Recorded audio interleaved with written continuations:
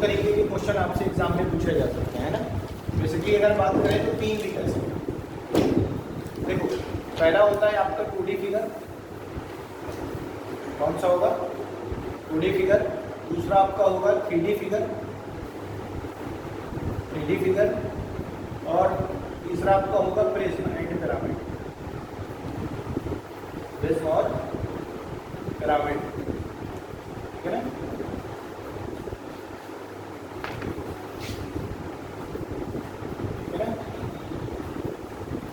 देखिए प्रिज्म और पिरामिड की जब हम बात करेंगे तो ये भी 3D फिगर में ही काउंटिंग हो जाती है, लेकिन उसको अलग लिख दिया हमने अभी। देखो 2D फिगर की अगर हम बात करते हैं तो देखो मेंसुरेशन को हिंदी में क्या कहते हैं, क्षेत्रमिति, है ना। और क्षेत्रमिति से सीधा एक बात क्लियर हो रही है आपकी कि किसी भी क्षेत्र का या किसी भी फील्ड का मेजरमेंट करना क्या कहलाता है, मेंसुरेशन कहलाता है, यानी कि क्षेत्रमिति कहलाता है। मेजरमेंट 2 या 3 प्रकार के हो सकते हैं।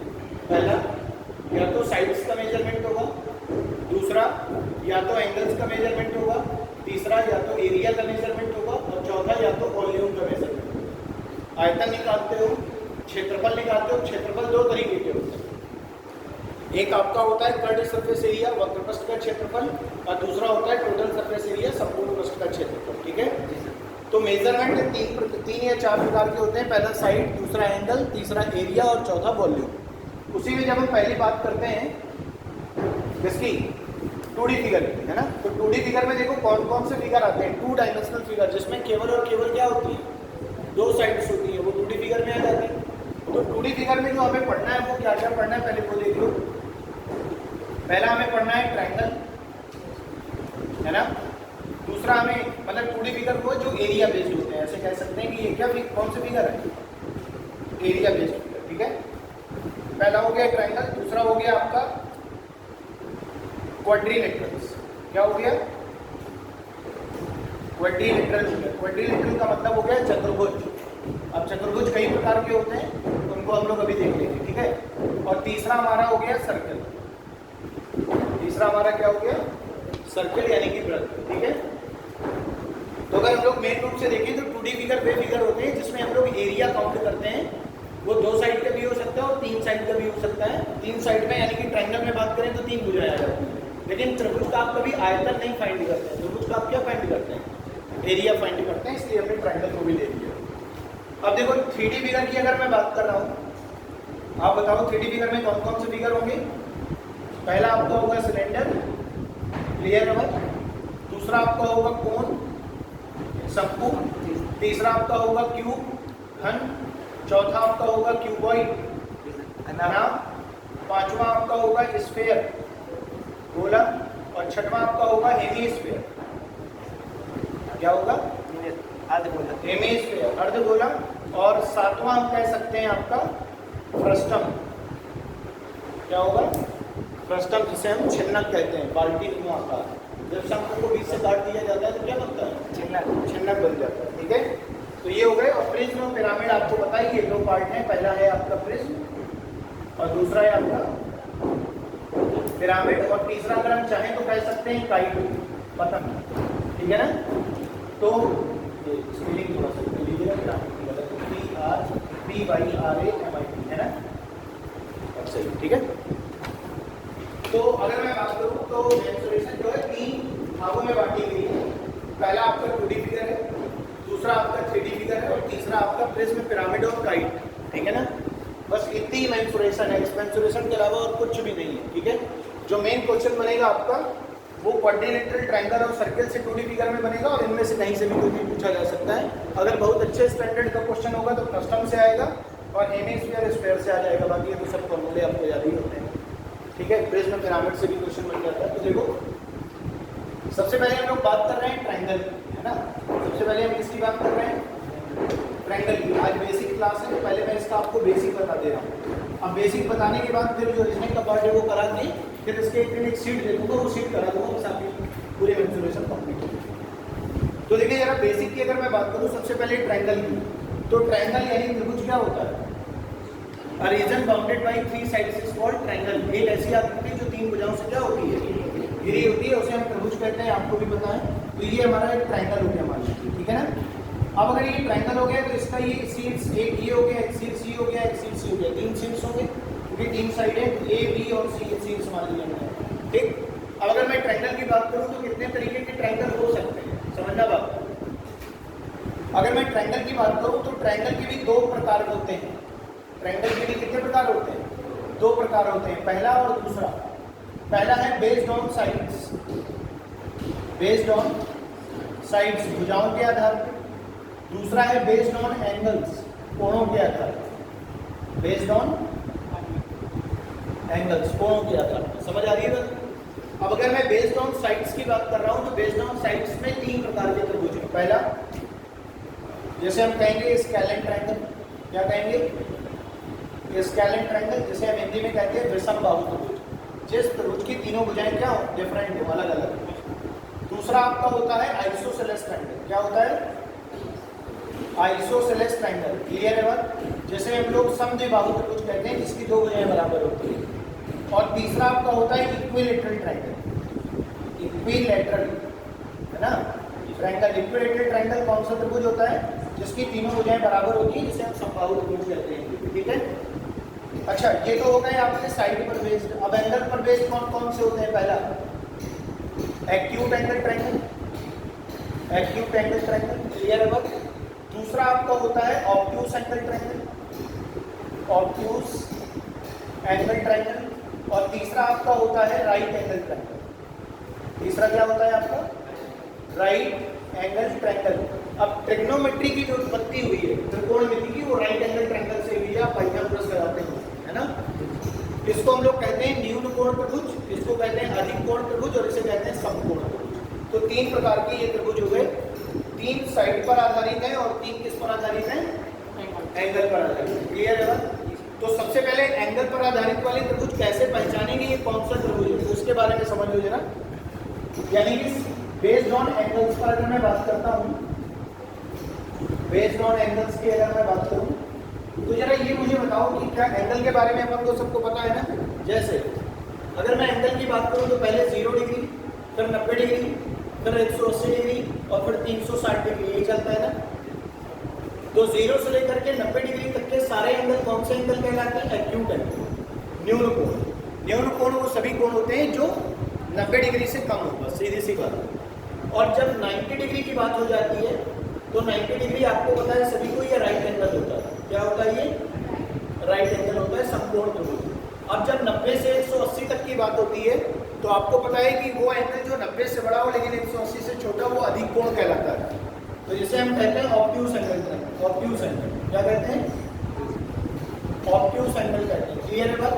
अच्छा अगर मैं 180 डिग्री की ठीक बात कर रहा हूँ तो 180 डिग्री को हम लोग स्ट्रेट एंगल भी बोलते हैं। क्या बोलते हैं इसको? स्ट्रेट एंगल बोलते हैं। क्लियर है बात? अब 180 डिग्री से लेकर के 360 तक के जो एंगल होते हैं वो कौन से एंगल होते हैं? जैसे हम कहते हैं रिफ्लेक्स एंगल। क्लियर है बात? ये कौन से एंगल होते हैं? रिफ्लेक्स एंगल होते हैं। और 360 आपको पता है जिसे हम कंप्लीट एंगल कहते हैं। क्या कहते हैं? कंप्लीट एंगल, संपूर्ण। क्लियर है ना बात? क्योंकि 360 के बाद फिर रोटेशन स्टार्ट हो जाता है। तो 0 से 90 एक्यूट, 90 राइट, 90 से 180 ऑब्ट्यूज, 180 स्ट्रेट, 180 से 360 के बीच के रिफ्लेक्स और 360 कंप्लीट। क्लियर है बात? अब जैसे मान लो हम लोग पहले बात कर रहे हैं एक्यूट एंगल ट्रायंगल की, समझना बात। तो जैसे मान लीजिए मैंने ये ट्रायंगल बना दिया और इस ट्रायंगल की मैंने 3 साइड दे दी। ABC ये ट्रायंगल हो गया। A शीर्ष के सामने वाली भुजा को स्मॉल a से, B शीर्ष के सामने वाली भुजा को स्मॉल b से और C शीर्ष के सामने वाली भुजा को स्मॉल c से। हमेशा ध्यान रखिएगा त्रिभुज की कॉर्नर जो है वो हमेशा कैपिटल लेटर से डिनोट किए जाएंगे और साइड्स हमेशा स्मॉल लेटर से। ठीक है, अब मैं ये कह रहा हूं कि इस त्रिभुज में सबसे जो बड़ी साइड है, सबसे बड़ी साइड वो C है। मैंने मान लिया कि let C is the greatest side, C is the greatest side या लार्जेस्ट साइड। ठीक है, greatest side in triangle ABC।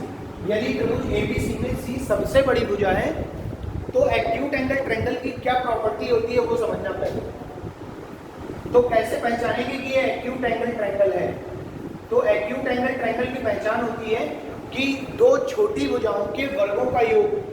ठीक है, 2 छोटी भुजाओं के वर्गों का योग, square of sum square of both smaller sides, ठीक है।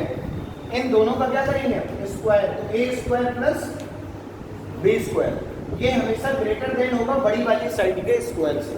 तो सबसे बड़ी वाली साइड कौन सी है, सी, तो सी का स्क्वायर करोगे उससे हमेशा वैल्यू बढ़ी जाएगी, कौन सी, ए स्क्वायर प्लस बी स्क्वायर की। अगर ऐसा है तो मैं बिना देखे बता सकता हूँ कि वो ट्रायंगल कौन सा होगा, एक्यूट एंगल ट्रायंगल होगा। अच्छा, अगर मैं ऑब्ट्यूज एंगल ट्रायंगल की बात कर रहा हूँ, ऑब्ट्यूज एंगल ट्रायंगल की बात कर रहा हूँ, तो A square plus B square की वैल्यू लेस देन हो जाएगी सी स्क्वायर से। क्लियर है बात। अगर दो छोटी भुजाओं के वर्गों का योग तीसरी बड़ी भुजा के वर्ग से कम आ रहा है तो इसका मतलब है कौन सा त्रिभुज होगा, obtuse angle triangle.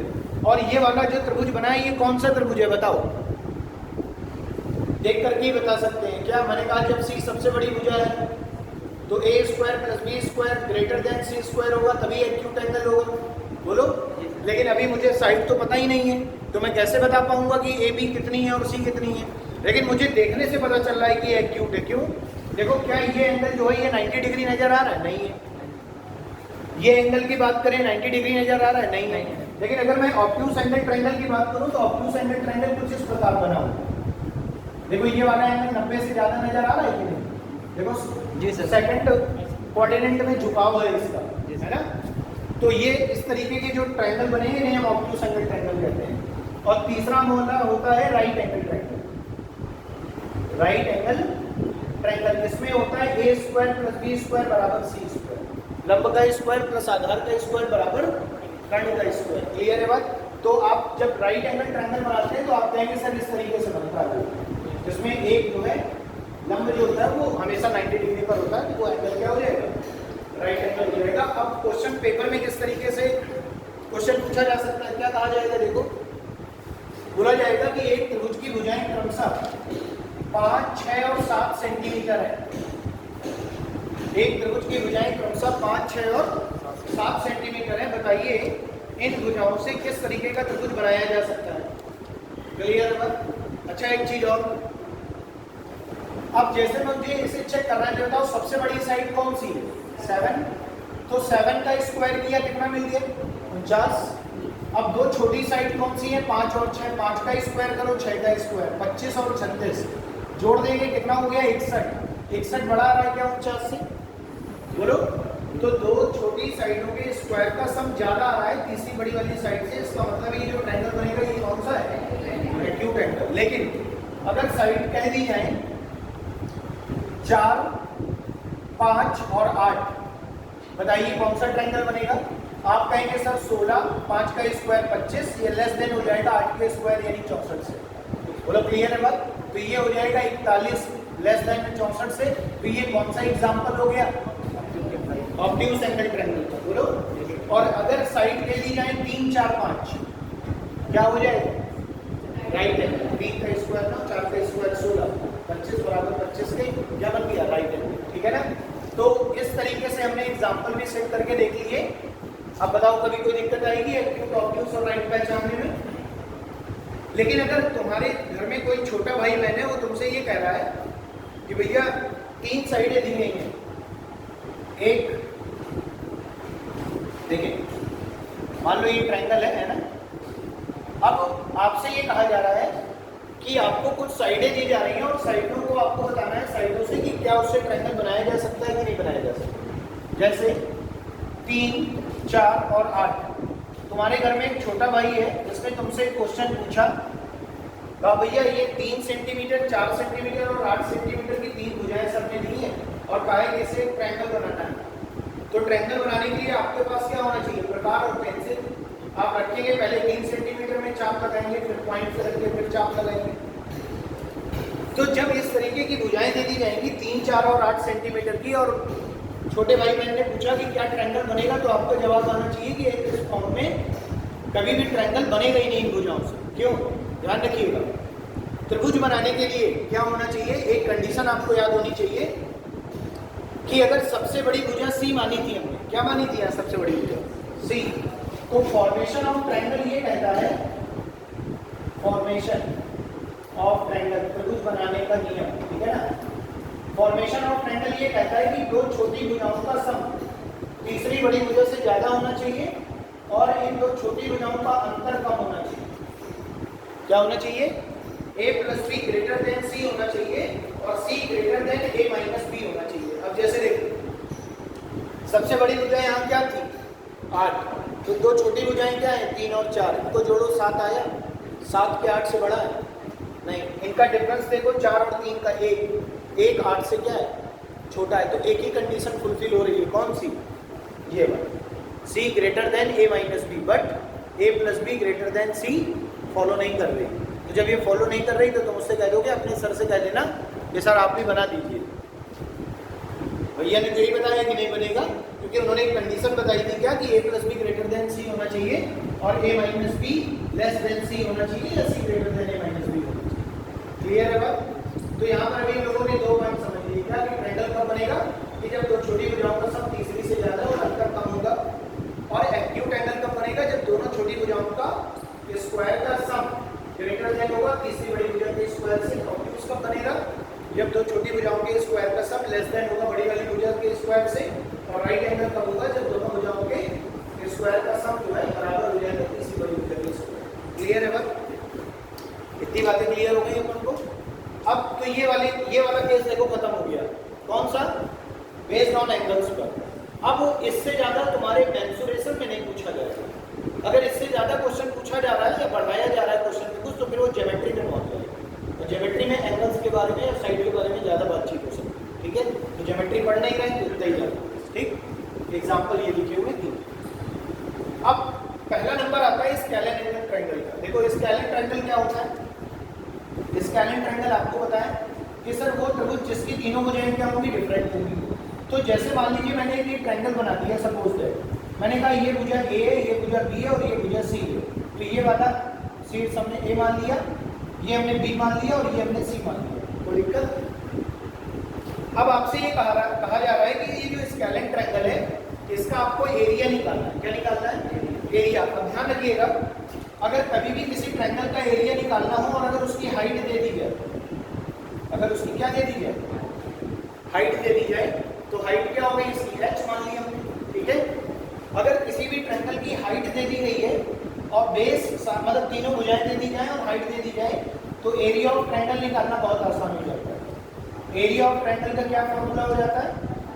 1/2 into base into height. 1/2 into base into height. बोलो क्लियर है ना? तो इसका मतलब क्या हो गया कि 1/2 आधार गुणे ऊंचाई। इसका आधार क्या है? सी। कहीं कहीं पर ए भी लिखा होगा, बी भी लिखा होगा। तो इसका फॉर्मूला बन गया 1/2 इंटू सी इंटू एच। बोलो क्लियर है बात? तो ये क्या हो गया? त्रिभुज का क्षेत्रफल। ठीक, तो लिख लीजिए स्केलिन ट्रायंगल डाल करके हेडिंग फिगर बना के। देखिए स्केलिन ट्रायंगल का अगर एरिया फाइंड करना हो, क्षेत्रफल, तो कैसे निकलेगा? 1/2 आधार गुणे ऊंचाई। किस केस में? जब त्रिभुज की ऊंचाई दी गई हो। ठीक है?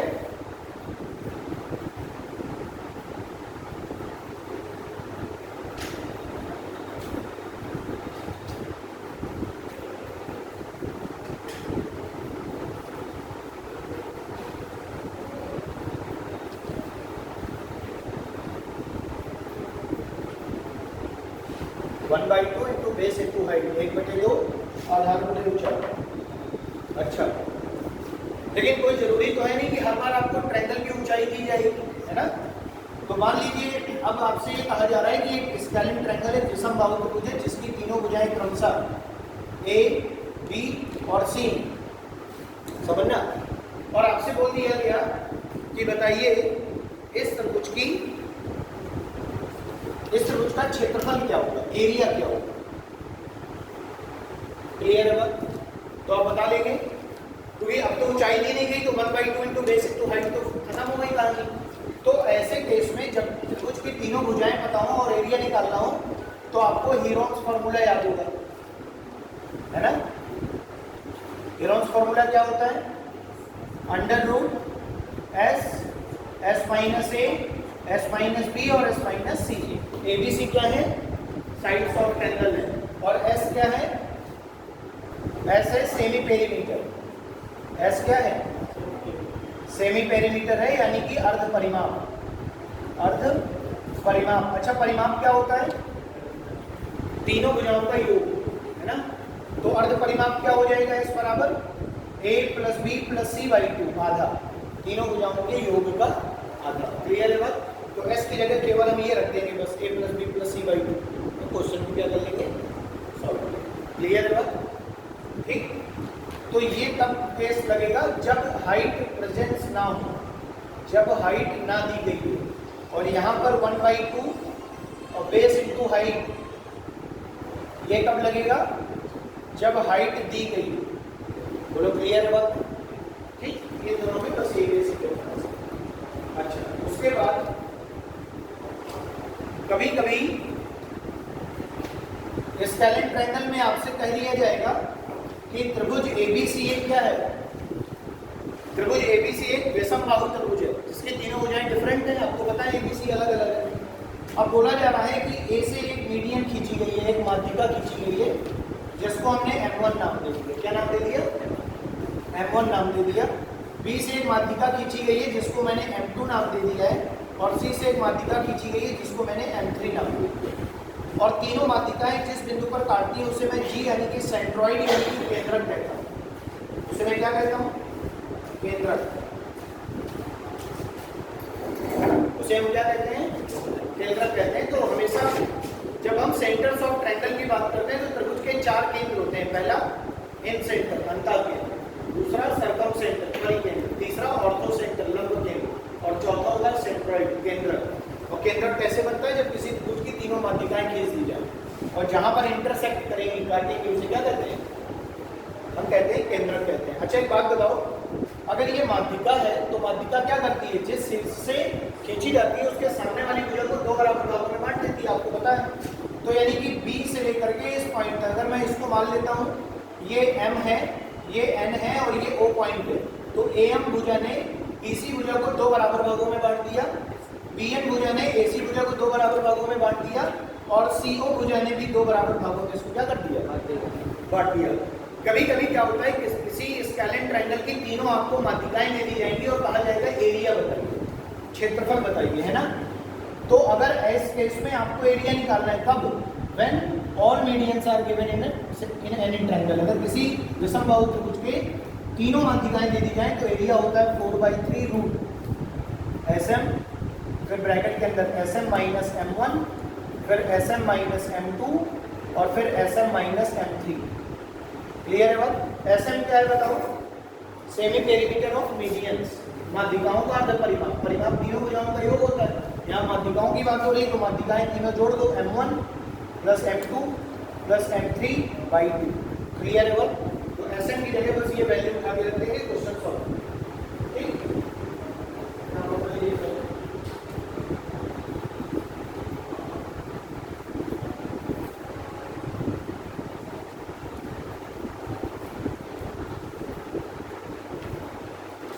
वाला थोड़ा ज्यादा इंपॉर्टेंट है, मीडियम वाला।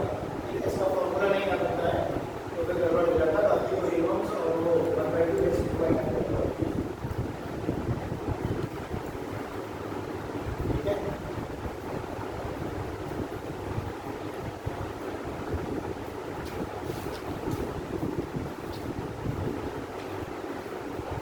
और इसमें आगे हेडिंग आप लोग डाल लीजिएगा ये नोट करने के बाद।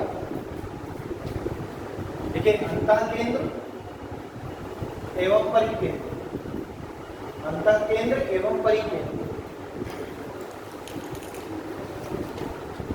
अंतः केंद्र एवं परिकेंद्र, इन सेंटर एंड सर्कम सेंटर। ठीक है। अंतः केंद्र,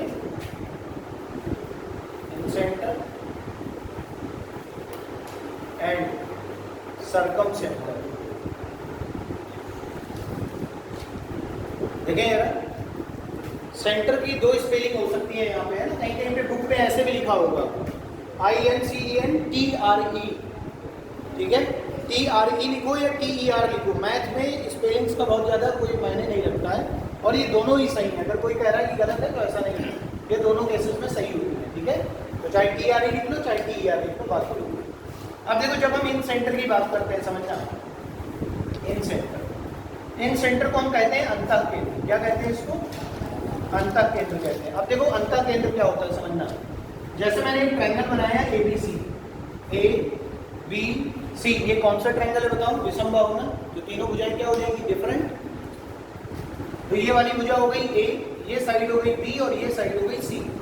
अब देखो अंतः केंद्र कैसे बनता है समझना है। जब किसी त्रिभुज के तीनों शीर्षों के कोण अर्धक खींचे जाते हैं, कोण अर्धक का मतलब है एंगल बाइसेक्टर।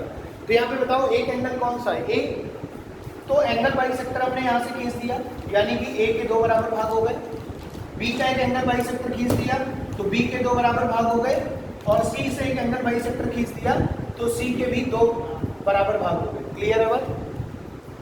तो ये तीनों कोण अर्धक जहां पर एक दूसरे को काटते हैं उसको हम लोग आई से डिनोट करते हैं, और इसी को हम कहते हैं इन सेंटर है। आई क्या है? इन सेंटर, अंतः केंद्र है। अच्छा एक बात बताइएगा, अगर त्रिभुज के तीनों कोण अर्धक जिस बिंदु पर काटेंगे वो क्या कहलाएगा? इन सेंटर, अंतः केंद्र। और तीनों माध्यिकाएं जहां काट रही थी वो क्या कहलाता था? सेंट्रॉइड, केंद्र। तो देखो एक बात समझना जरा, अगर मैं इसको अंतः केंद्र मान रहा हूं, इस सेंटर को अगर मैं मान लूं, और यहां से लेकर के ये वाली डिस्टेंस, ये वाली डिस्टेंस और ये वाली डिस्टेंस, समझ आ रही ना बात? ये तीनों डिस्टेंस आपस में क्या होगी? बराबर होगी, क्योंकि आपको आगे बताऊंगा। क्योंकि यहाँ पर क्या है, ये तीनों साइड्स आपस में अगर बराबर है तो ये क्या है? इन सेंटर है। इसलिए इन सेंटर है क्योंकि अगर मैं सेंटर में रख करके, बराबर क्यों है उसका रीजन समझना है। अगर मैं इस सेंटर में ऐसे प्रकार रख के एक सर्किल बनाऊंगा तो एक सर्किल इस तरीके से ड्रॉ हो जाएगा, जो त्रिभुज के क्या बनेगा? अंदर बनेगा। अब आपको पता है कि सेंटर से लेकर के सरकमफेरेंस, परिधि तक की दूरी त्रिज्या कहलाती है। तो क्या ये आपस में सभी बराबर नहीं होंगे? क्यों? क्योंकि ये किसी एक ही त्रिभुज, किसी एक ही वृत्त की क्या है? त्रिज्याएं, सेंटर से सरकमफेरेंस तक की डिस्टेंस। तो ये सभी आपस में क्या हो जाएंगी? बराबर हो जाएंगी, आर आर आर। इसलिए ये तीनों आपस में क्या होंगी? बराबर, क्योंकि अंदर इन सर्किल एक अपने अंतःवृत्त।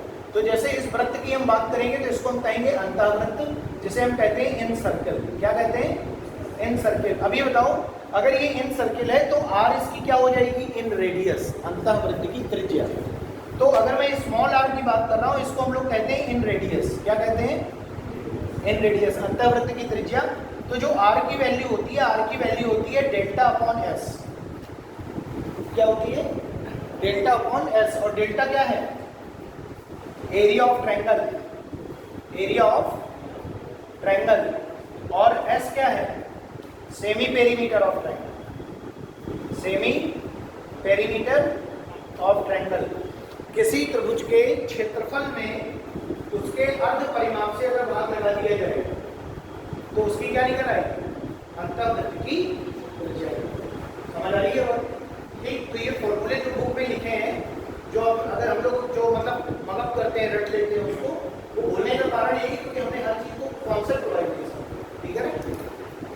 तो क्या इतनी बातें समझ आती कि किसी त्रिभुज के तीनों कोण अर्धक जिस बिंदु पर काटेंगे वो इन सेंटर, इन सेंटर पर प्रकार रख के सर्किल बनाएंगे, वो त्रिभुज की तीनों भुजाओं को टच करते हुए अंदर बनेगा तो इन सर्किल। और इन सर्किल की वजह से ये तीनों आपस में क्या हो गए? रेडियस, एक ही वृत्त की त्रिज्याएं, तो सभी आपस में बराबर, और सभी त्रिज्याएं आपस में बराबर, तो इसे कहेंगे इन रेडियस। और इन रेडियस का फॉर्मूला होता है डेल्टा बाई एस, यानी area of triangle upon semi perimeter. Clear है बात? अब क्वेश्चन में दोनों चीजें आपको दे दी जाएंगी। क्या?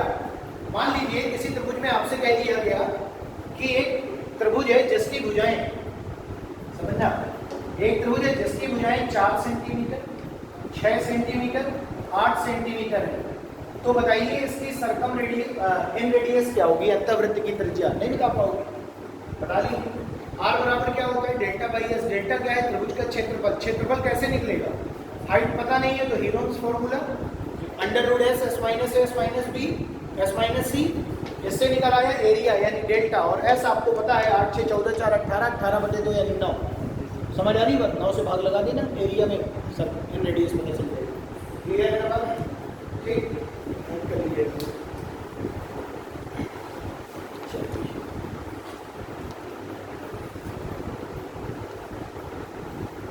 अब ये तो हो गई भाई आपकी इन रेडियस। क्या हो गई ये? इन रेडियस। नोट कर लो पहले, तो उसके बाद सर्कम रेडियस होगा।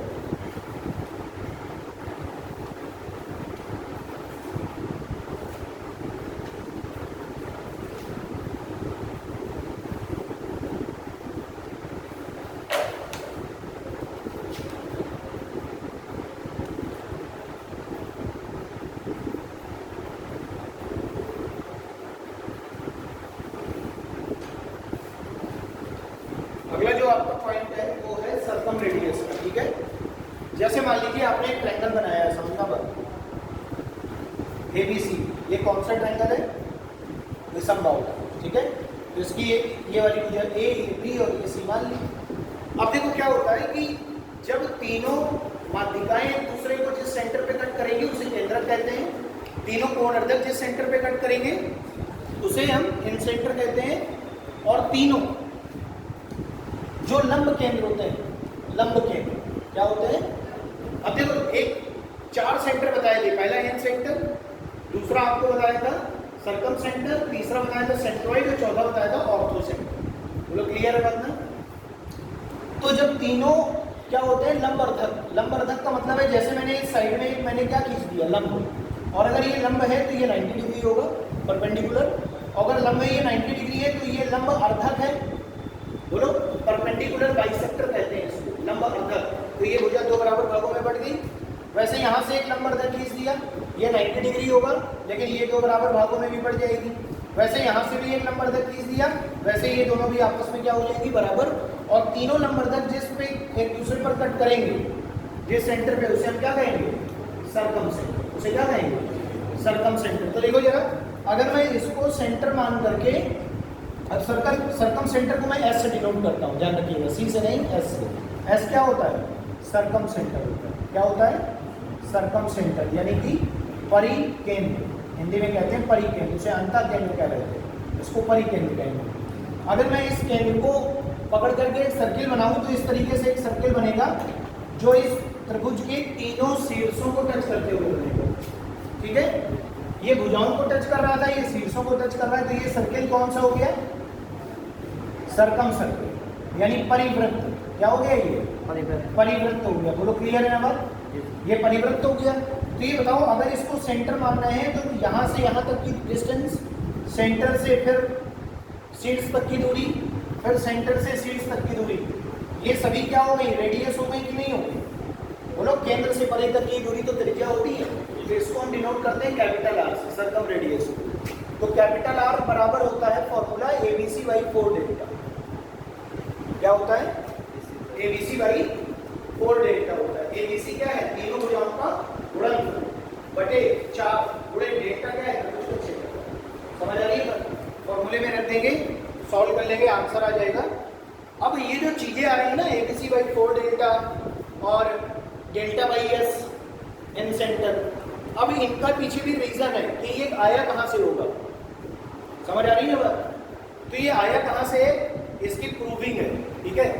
इसकी प्रूविंग क्या है, इसकी तो बहुत आसान है, इसके लिए आपको कोसाइन रूल लगाना पड़ता है। क्या लगाना पड़ता है इसके लिए, कोसाइन रूल लगाना पड़ता है। कोसाइन रूल सभी को पता है ना, साइन रूल कोसाइन रूल ही होते हैं, मैं बताऊंगा आपको, ठीक है। इतनी बातें समझ में आ गई।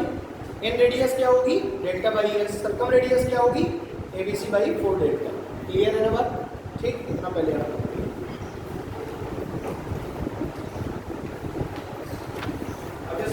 दे दी जाए, उसकी बजाय वही मान लो 4, 6, 8 दिए हैं, पहले क्या परिवृत्ति की त्रिज्या बताइए, नहीं बता पाएंगे। ABC तीनों भुजाओं को गुणा करना बटे 4 पूरे डेल्टा यानी कि उसका चल बात दे देना, ठीक है। तो ये तो बात हो गई पहले वाले ट्रायंगल की। पहला ट्रायंगल हमने पढ़ा था स्केलेंट ट्रायंगल। एरिया कैसे निकलेगा, 1/2 बेस इनटू हाइट। अगर हाइट ना दी गई हो तो एरिया हीरोज फॉर्मूला। अगर हाइट और साइड्स दोनों ना दी जाए और फिर एरिया पूछा जाए तो क्या दिया जाएगा, माध्यिकाएं, तो 4/3 root SM, SM minus M1, SM minus M2 और SM माइनस M3 फॉर्मूला लगा देंगे। और अगर इन रेडियस पूछी जाए तो डेल्टा बाई एस लगा देंगे, सर्कम रेडियस पूछी जाए तो ABC बाई 4 डेल्टा लगा देंगे, ठीक है। बस ये खत्म हो गया आपका स्केलेंट ट्रायंगल। अभी पहले आज कॉन्सेप्ट पे बात करेंगे, फिर क्वेश्चंस पे चलेंगे, ठीक। चलिए, इतनी बातें क्लियर हो गई। टाइप्स ऑफ ट्रायंगल भी अपन को पता चल गया, 2 तरीके के होते हैं, based on angles, based on sides. Based on angles है acute angle, obtuse angle, right angle, sides पर स्केलेंट, आइसोसेलेस और राइट एंगल, ठीक है ना। चलिए, अब आगे हेडिंग जो डालनी है आपको, वो डालिए आप आइसोसेलेस ट्रायंगल, समद्विबाहु त्रिभुज, आइसोसेलेस ट्रायंगल, आइसोसेलेस, ठीक है। अब आइसोसेलेस ट्रायंगल क्या होता है, समद्विबाहु त्रिभुज, उसको देखते हैं यार। आइसोसेलेस ट्रायंगल, समद्विबाहु त्रिभुज, ठीक है। ये अपन ने एक ट्रायंगल बना दिया, ABC। देखिए यार, अब अगर ये आइसोसेलेस ट्रायंगल है तो आइसोसेलेस ट्रायंगल की दो भुजाएं बराबर होती हैं, आपको पता है। तो मान लेता हूं कि मैं ये वाली भुजा A है और ये वाली भुजा भी A है और ये वाली भुजा B है, कोई दिक्कत? दो भुजाएं बराबर होगी, कोई भी दो बराबर आप मान लो, इससे कोई मतलब नहीं है। तो मैंने इसको A और इसको B माना। अब देखो, अगर मुझे इसकी हाइट पता होगी इस ट्रायंगल की, अगर मुझे इस ट्रायंगल की हाइट मान लेते हैं h पता है, तो अगर मुझे h पता है या दी गई है हाइट, तो मैं एरिया बहुत आसानी से निकाल लूँगा। कौन सा फॉर्मूला लगाऊंगा? 1/2 इंटू बेस इंटू हाइट। ये जनरल फॉर्मूला है। कौन सा फॉर्मूला? ये जनरल फॉर्मूला ऑफ एरिया। ठीक है, किसी भी ट्रायंगल में लगा सकते हो, चाहे कौन सा ट्रायंगल हो। बेस बताओ, हाइट बताओ, 1/2 बेस इंटू हाइट। क्लियर है बात? लेकिन अगर आपको हाइट ना दी जाए, हाइट आपको ना दी जाए, केवल और केवल तीनों साइड्स दे दी जाए। तीनों साइड का मतलब है दो साइड बोली जाएंगी कि दो बराबर हो जाए 8 सेंटीमीटर और एक भुजा 6 सेंटीमीटर, ऐसे बोल दिया जाएगा। तो देखो, अगर आपको हाइट ना दी जाए तब आप क्या करेंगे एरिया निकालने के लिए? समझना पड़ेगा। तब आपको फॉर्मूला तो यही लगाना है 1/2 बेस इंटू हाइट वाला, या फिर इसकी जगह आप ये लगा सकते हैं √SS minus A minus B minus C। लेकिन इसकी हाइट निकालने का जो फॉर्मूला है वो क्या है समझना। अगर मुझे एरिया निकालना है जब हाइट ना दी जाए, तो मैं एरिया निकालने के लिए सबसे पहले इसकी हाइट निकालूंगा। देखना जरा इसकी हाइट कैसे निकलेगी। h बराबर, देखो एक बात बताओ, ये ट्रायंगल जो ABC जो ट्रायंगल था, अगर मैंने यहाँ से भी इसकी क्या खींची है? साइड खींची है, मतलब सॉरी हाइट खींची है, तो ये जो हाइट है ये समकोण त्रिभुज को क्या, समद्विबाहु त्रिभुज को क्या करती है? समद्विभाजित करती है। समद्विबाहु त्रिभुज को उसकी ऊंचाई हमेशा क्या करती है? उसके सामने वाली भुजा को समद्विभाजित करती है, और उसका रीजन क्या है वो भी समझिए। देखिए यार, जैसे मैं ये कह रहा हूँ कि ये आइसोसेलेस ट्रायंगल है, समद्विबाहु त्रिभुज है, तो इसकी ये वाली भुजा और ये वाली भुजा आपस में क्या है? बराबर। अगर ये दोनों भुजाएं आपस में बराबर हैं तो आपने एक प्रॉपर्टी पढ़ रखी है ज्योमेट्री में, यदि किसी त्रिभुज की दो भुजाएं बराबर हैं तो उसके सम्मुख कोण भी बराबर होते हैं। तो वैसे इसके ये दो कोण भी आपस में क्या हो गए? बराबर। ये भुजा किसके बराबर हो गई? इसके। और ये भुजा दोनों में क्या होगी? कॉमन। कॉमन है तो दोनों के लिए बराबर है। तो किसी त्रिभुज की दो भुजाएं एक कोण बराबर है तो दोनों त्रिभुज सर्वांशम हो गए कि नहीं हो गए? और अगर ये सर्वांशम यानी कॉन्ग्रुएंट हो गए तो फिर इनकी ये वाली जो भुजाएं हैं ये भी दोनों आपस में क्या होगी? बराबर। और जैसे ही दोनों आपस में बराबर हुई, क्योंकि both triangle are congruent to each other, एक दूसरे के सर्वांशम है, और जैसे ही दोनों आपस में बराबर हुई तो इस लंब ने इनको समद्विभाजित कर दिया। तो हम ये कह देते हैं कि किसी भी समद्विबाहु त्रिभुज की ऊंचाई उस समद्विबाहु त्रिभुज की आधार को, जिस पर ऊंचाई खींची गई है, उसको हमेशा क्या करती है? समद्विभाजित। तो अगर ये पूरी भुजा B है तो आधी कितनी होगी? B/2 और आधी कितनी होगी? B/2। अभी बताओ, ट्रायंगल ABC में अगर मैं इस पॉइंट को M मान लूं तो देखना जरा, हम ट्रायंगल ABM को देख रहे हैं। किसको देख रहे हैं? ट्रायंगल ABM को देख रहे हैं। तो ABM में जो हाइट निकालने का तरीका है वो पाइथागोरस आप जानते हैं सभी। तो देखो भाई, लंब का स्क्वायर बराबर क्या हो जाएगा? कर्ण का स्क्वायर माइनस आधार का स्क्वायर। B हो जाएगा h स्क्वायर बराबर कर्ण A स्क्वायर माइनस आधार है B/2 का स्क्वायर करेंगे तो B²/4 आ जाएगा। जब इसको इधर मल्टीप्लाई करेंगे तो h स्क्वायर बराबर हो जाएगा 4A स्क्वायर माइनस B²/4, और स्क्वायर हटेगा तो h बराबर हो जाएगा 4A स्क्वायर माइनस B²/4 का रूट। बोलो, अब इस √4 में अगर वैल्यू बाहर निकालेंगे तो 1/2 बाहर आ जाएगा, तो हम लिखेंगे h बराबर 1/2 √4A square minus B square. A square minus B square, 4A square minus B square, और रूट के अंदर है और बाहर क्या है? 1/2। क्लियर है? तो ये बताओ, अगर किसी समद्विबाहु त्रिभुज में ऐसे बोला जाए आपसे, क्या बोल दिया जाए? किसी समद्विबाहु त्रिभुज की दो भुजाएं 6-6 सेंटीमीटर है और एक भुजा 8 सेंटीमीटर है। भाई दो बराबर भुजाएं होंगी, समद्विबाहु है, तो आपसे कहा जाए कि इसका क्षेत्रफल बताओ, नहीं बता पाओ? बता देंगे। कैसे? मुझे पता है कि सर हाइट का फॉर्मूला तो आपने अभी पढ़ा दिया। अभी क्या?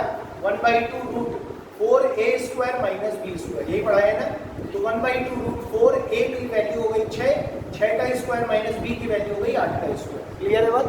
6 का स्क्वायर 36, 36 गुणे 4 144 हो जाएगा, 144 माइनस 64 यानी हो गई √80। क्लियर है बात? √80 बटे कितना हो गया? 2, और √80 को लिख सकते हैं 20 गुणे 4, 4 से बाहर कितना आ जाएगा? इसको 4 गुणे 5 यानी 4√5/2, और 2 से काट देंगे यानी 2√5।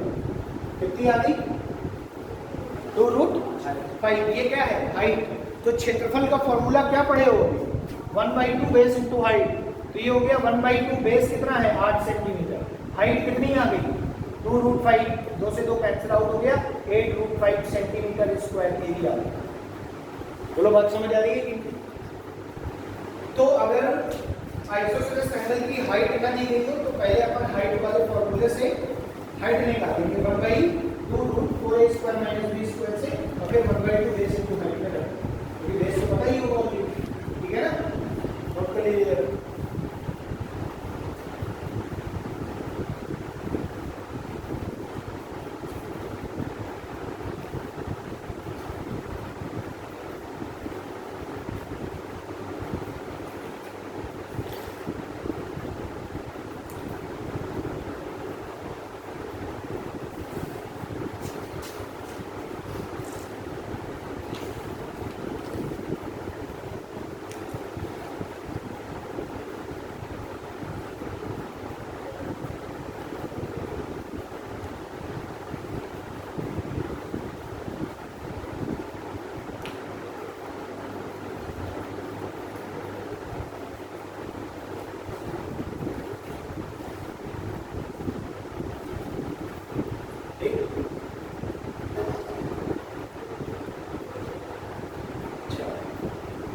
अगर आपसे कह दिया जाए इसकी इन रेडियस बताइए तो क्या करेंगे?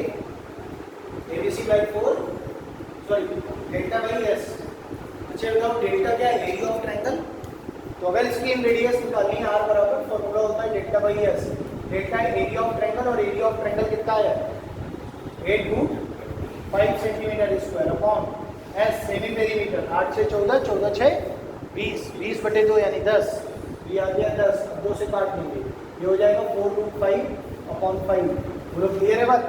अब इसको क्या लिख सकते हैं अपन? इसको लिख सकते हैं 4/√5 भी लिख सकते हैं। क्लियर है बात? क्योंकि 5 तो √5 इंटू √5, √5 से √5 कैंसिल आउट, तो 4/√5 हो गया। अब एक्चुअली इसको ऐसा आंसर कभी इस फॉर्म में नहीं दिया जाता है। क्यों? क्योंकि आंसर इस फॉर्म में इसलिए नहीं दिया जाता है क्योंकि हमेशा रेशनलाइजेशन करके ही आंसर दिया लिखा होता है। हर का परिमेयकरण, जो √5 का गुणा ऊपर, √5 का गुणा नीचे करते हो, क्योंकि हर कभी भी रूट में नहीं लिखा जाता है ना। इसकी वजह से अगर हम इसका एकदम एक्यूरेट आंसर देखें तो 100% राइट आंसर कौन सा हो जाएगा? 4√5/5 सेंटीमीटर, क्योंकि रेडियस है और त्रिज्या एक भुजा है सर, ठीक है? तो सेंटीमीटर में आ जाएगा। अगर सरकम रेडियस निकालना है तो आप ABC अपॉन क्या करेंगे? ABC 6 × 6 × 8 upon 4 delta 4 × 8√5।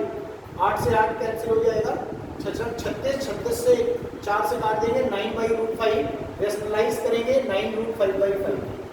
ये क्या हो गई? ये हो गई आपकी सरकम रेडियस 9√5/5। बोलो क्लियर है बात की नहीं? ठीक, तो इस तरीके से निकालना।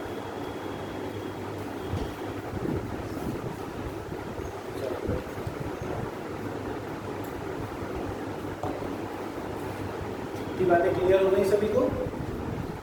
इन रेडियस पढ़ ली, सरकम रेडियस पढ़ लिया, हाइट निकालना सीख लिया और एरिया निकालना सीख लिया, इसका आइसोसेलेस का भी और साथ साथ स्केलर का भी। अब जो तीसरा नंबर है अपना वो है इक्विलैटरल ट्रायंगल। इसका है वो इक्विलैटरल ट्रायंगल का, तो आगे हेडिंग डालिए इक्विलैटरल ट्रायंगल।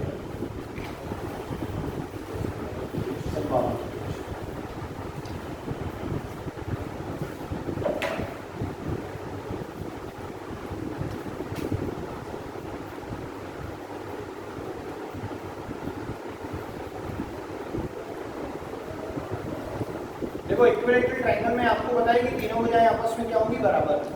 तीनों भुजाएं हमने ए मान ली। क्लियर है ना बात? अच्छा, तो अगर इसकी हाइट पता होगी तो 1/2 into base into height, general formula. अगर हाइट पता नहीं है तो हाइट निकालना पड़ेगा। हाइट निकालने के लिए आपको बताया ये क्या है? h। आपको बताया कि जब दो भुजाएं बराबर होती हैं तो ऊंचाई बेस को 2 बराबर भागों में बांटती है और 3 बराबर तो भी बांटेगी। तो नीचे वाली जो साइड है ये हो जाएगी इतनी a/2, कितनी हो जाएगी? a/2। तो h बराबर हो जाएगा या h² बराबर हो जाएगा हाइट बराबर a² - a²/4। 4a² में से a² माइनस हो जाएगा, ये हो जाएगा 3a²/4। तो h बराबर हो जाएगा √3a²/4 और ये हो जाएगा आपका क्या? a/2 √3, a/2 √3 या √3/2 ले लीजिए। क्या लिखा होता है? √3/2a भी लिखा होता है। तो किसी भी इक्विलेटरल ट्रायंगल की अगर आपको ऊंचाई निकालनी हो तो भुजा में केवल √3/2 का गुणा कर देंगे। जैसे बोला जा रहा है कि यदि एक त्रिभुज दिया गया है जो कि समबाहु त्रिभुज है और उसकी भुजा 6 सेंटीमीटर, उसकी भुजा कितनी है? 6 सेंटीमीटर है। तो समबाहु त्रिभुज की ऊंचाई बताइए। तो फॉर्मूला आपको पता है √3/2 है। एक ही जगह 6 रखो, 2 तिहाई 6, 3 √3 आ गई। अभी बताओ अगर ऊंचाई पता चल गई तो एरिया नहीं पता कर पाओगे। एरिया 1/2 इंटू बेस कितना है? a। हाइट कितनी आ गई? √3/2a। तो ये बन गया √3/4a² फॉर्मूला इसका एरिया। ठीक है ना? तो अगर साइड 6 होती तो 6 का स्क्वायर 36 बटे कितना? 4। 4 से काटेंगे 9 बार तो आ जाएगा 9√3 सेंटीमीटर स्क्वायर एरिया। क्लियर है ना बात? ठीक, नोट कर लीजिए। ये तो इक्विलेटरल ट्रायंगल के एरिया की बात हो गई। ठीक है, हाइट निकालना और एरिया निकालना। हाइट क्या होगी? √3/2 है। एरिया क्या होगा? √3/4a²। ठीक है।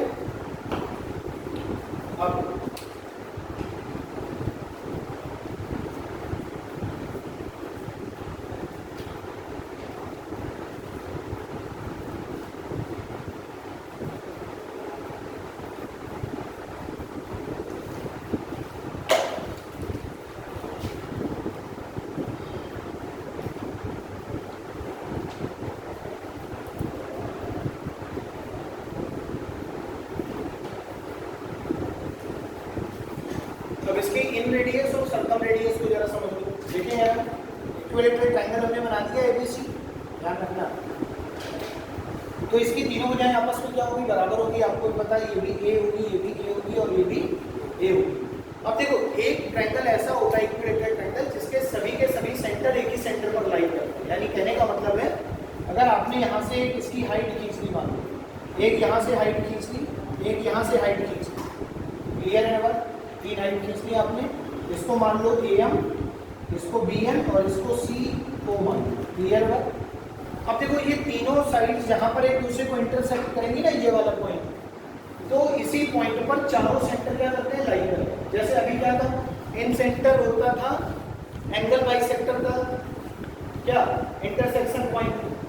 और सेंट्रॉइड होता था मीडियंस का इंटरसेक्शन पॉइंट। वैसे ही सर्कम सेंटर होता था परपेंडिकुलर बाइसेक्टर का इंटरसेक्शन पॉइंट।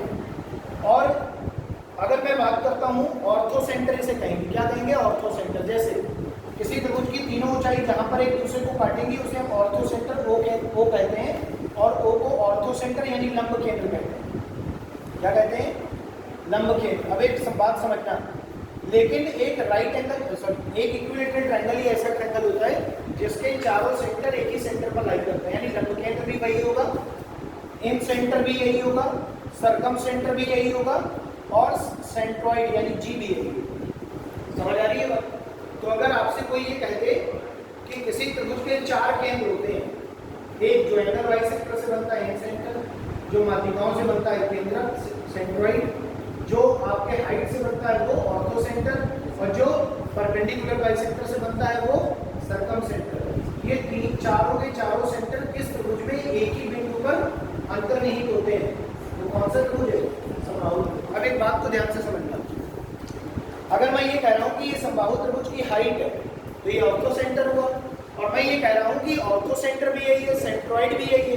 तो अगर ये सेंट्रॉइड भी हो गया तो इसका मतलब है कि ये जो इसकी हाइट है यही इसकी माध्यिका भी होगी। और अगर ये इसकी माध्यिका है तो आपने भी पहले से पढ़ रखा होगा कि किसी त्रिभुज का जो सेंट्रॉइड होता है वो उसकी माध्यिका को 2:1 में विभाजित करता है। किस अनुपात में विभाजित करता है? 2:1 में। केंद्रक जो है माध्यिका को 2:1 में क्या करता है? विभाजित करता है। बोले ये बात पढ़ी है ना आपने? अच्छा एक बात बता, अगर इतनी बात हम लोगों को पता है तो ये बताओ ये क्या है? राइट एंगल ट्रायंगल है, सॉरी इक्विलेटरल ट्रायंगल है। और इक्विलेटरल ट्रायंगल की मैंने हाइट अभी निकाली। क्या हाइट निकाली है मैंने? √3/2 है। अच्छा ये बताना कि अगर मैं ये कह दूं कि इस इक्विलेटरल ट्रायंगल की जो हाइट है वो हमने निकाली है √3/2 है, फॉर्मूले में ही हमने एक निकाली है। अगर इसकी पूरी हाइट √3/2 है तो A से लेकर के O तक का रेशियो कितना है? 2, और O से लेकर के M तक का रेशियो कितना है? 1। तो पूरी हाइट क्या 3 रेशियो हो गई। 3 रेशियो या 3 यूनिट कुछ भी कह सकते हैं। तो पूरी हाइट हो गई 3 यूनिट, समझना है बहुत ध्यान से बात। 3 यूनिट का मान हो गया √3/2 है, लिख सकते हैं कि नहीं लिख सकते? ठीक, अब 3 यूनिट का मान √3/2 हो गया, तो 1 यूनिट का मान क्या हो जाएगा? आप कहेंगे √3/2 इंटू 3a, 3 से भाग लगाएंगे तो ऊपर 2 के साथ गुणा हो जाएगा। अब √3 से 3 को काटेंगे तो बन जाएगा 1/2√3a बन जाएगा। और ये कितने यूनिट की वैल्यू है? 1 यूनिट। अब 1 यूनिट क्या है? O से M तक की डिस्टेंस, और O से M तक की डिस्टेंस जो होती है वो आपको पता है किसकी होती है? इन सर्कल की रेडियस होती है, अंतःवृत्त की त्रिज्या। अब ये भी पढ़ी थी हमने, क्या केंद्र से लेकर के त्रिभुज की भुजा तक की दूरी क्या होती है? अंतःवृत्त की त्रिज्या। वही चीज यहाँ है। तो इसका मतलब है स्मॉल r, ये जो वृत्त बनेगा अंदर बनेगा ऐसे टच करते हुए, बाहर नहीं करता। r की वैल्यू हो जाएगी 1/2√3a। समझ आ रही है बात?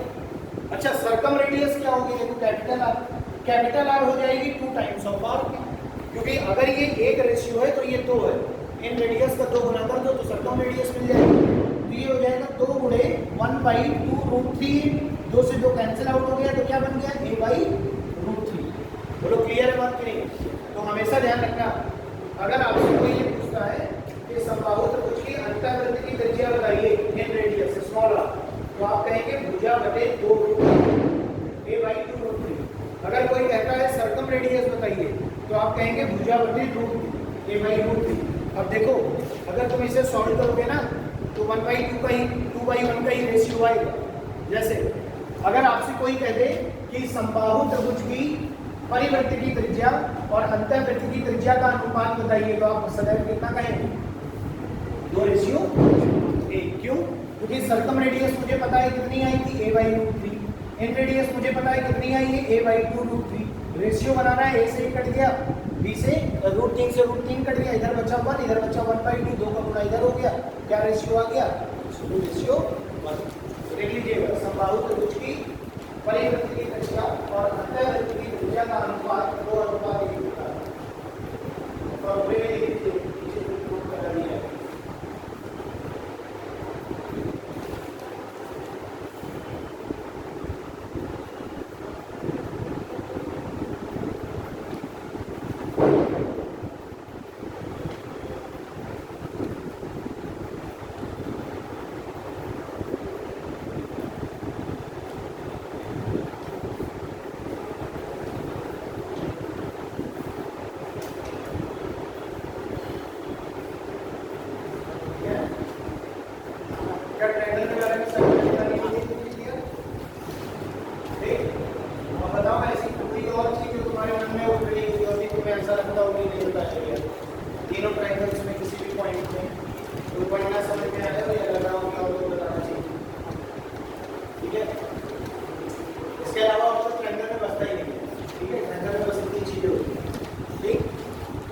सारे ट्रायंगल्स कवर कर लिए हैं बढ़िया से, हमने एंगल वाले भी देख लिए और साइड्स वाले भी देख लिए। ठीक, अब हम लोग आगे बढ़ेंगे सर्कल।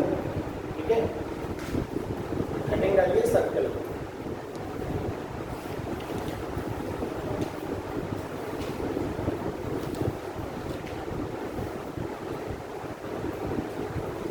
देखो जरा सर्कल को देख लेते हैं एक बार। सर्कल तो इजी है, याद हो गया। देखिए सर्कल यानी कि वृत्त। ठीक है, अब देखो जब हम वृत्त की बात करते हैं तो आपको पता है ये इसका क्या हो गया? ओ सेंटर हो गया। ठीक है, अब किसी वृत्त की जो सबसे बड़ी जीवा होती है वो कौन सी होती है? व्यास। व्यास होती है। ठीक है, किसी भी वृत्त की सबसे बड़ी जीवा व्यास होती है क्योंकि वो सेंटर से पास होती है। ठीक है, तो हमने यहाँ से जीवा खींच दी जो सेंटर से पास हो रही है, इसलिए मैंने इसको डायमीटर नाम दिया डी। क्लियर है? तो ए से लेकर के बी तक की जो डिस्टेंस है जो ओ से पास हो रही है ये डायमीटर हो गया।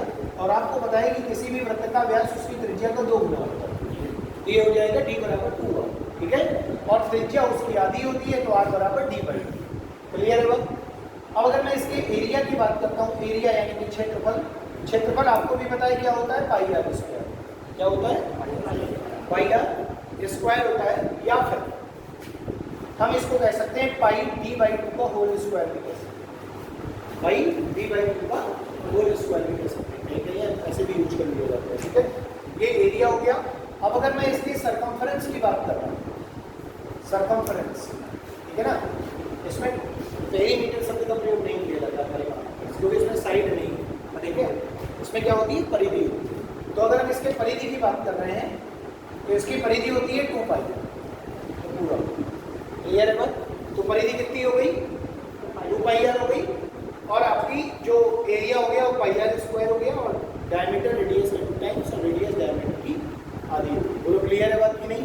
और कभी कभी हम इसको परिधि को अगर निकालना हो तो पाई इंटू डी भी लिखते हैं, पाई इंटू डी, व्यास गुणे पाई, और पाई का मान आपको पता है कितना होता है, 22/7, या फिर पाई की वैल्यू 3.14, ठीक है, 3.14। पहले आप सर्कल में नोट कर लीजिए, तो इसका बेसिक है, ठीक है। अब देखो जरा, सर्कल में जब थोड़ा सा और चीजें आगे बढ़ती हैं तो सर्कल में ही जब आगे बढ़ेगा तो एक होगा हॉलो सर्कल, क्या होगा, हॉलो सर्कल, ठीक है, या उसे पाइप भी बोल देते हैं। चलो हॉलो सर्कल खोखला वृत्त,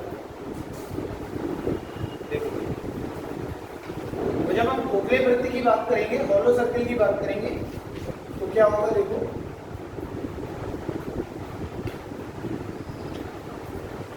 हॉलो सर्कल। देखो हॉलो सर्कल क्या होगा, इस तरीके से आकृति बनेगी आपकी, है ना।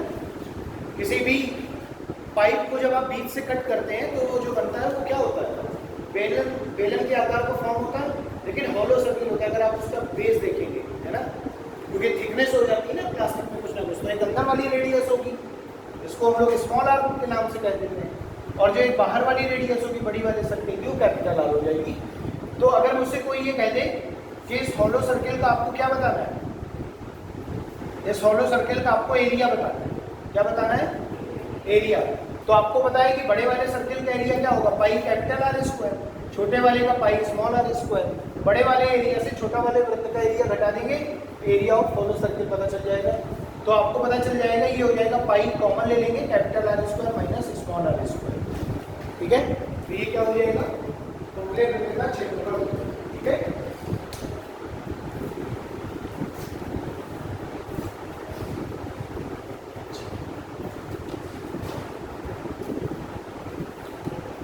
और अगर इसके हम सरकमफरेंस की बात करें या पेरीमीटर की बात करें तो क्या हो जाएगा, पेरीमीटर कहते हैं, सरकमफरेंस कहते हैं,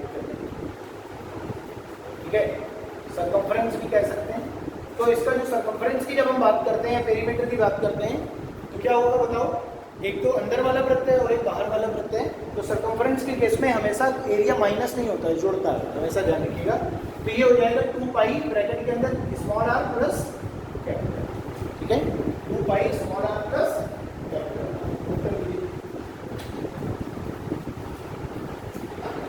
ये हो गया हॉलो सर्कल, ठीक। अब आगे बढ़े, अब जो है इसके आगे की जब हम बात करेंगे तो एक आपका होगा सेमी सर्कल, क्या होगा, सेमी सर्कल, जैसे हम लोग कहते हैं अर्धवृत्त, है ना। तो ये सेंटर O हो गया, ये रेडियस हो गई R, और ये पूरा डायमीटर हो गया, ठीक है। तो देखो भाई, अगर मैं इसके एरिया की बात करूंगा, एरिया पूरे का होता है पाई आर स्क्वायर, तो इसका आधा हो जाएगा पाई आर स्क्वायर बाई, क्लियर है बात। और जब हम इसके सरकमफरेंस की बात करते हैं, सरकमफरेंस क्या हो जाएगी, 2 pi R by 2 plus 2r, क्या हो जाएगी, 2 pi R by 2 plus 2r।